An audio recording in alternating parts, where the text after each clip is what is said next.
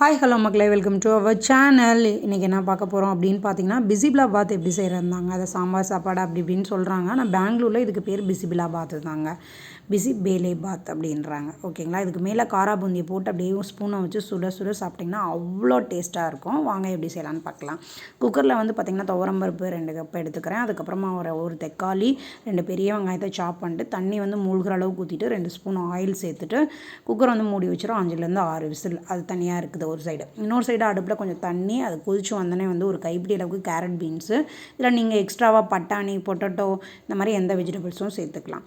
அப்புறமா வந்து பார்த்தீங்க அப்படின்னா பெருங்காயத்தூள் ஒரு பிஞ்ச் அளவுக்கு, தேவையான அளவு உப்பு, பிசிபிலாபாத் பொடி 10 ரூபா பாக்கெட் தான் ஒன்று வாங்கினேன், அந்த ஒரு பாக்கெட்டு போட்டோம்.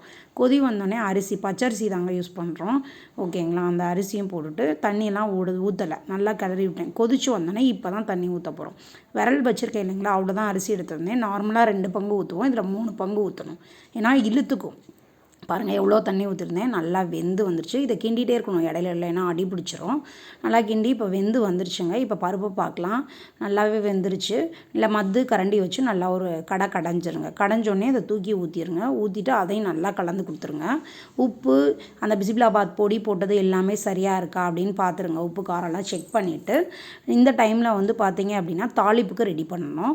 ஓகேங்களா. கடாயில் வந்து ஆயில் இல்லைனா நெய் எடுத்துக்கணும்.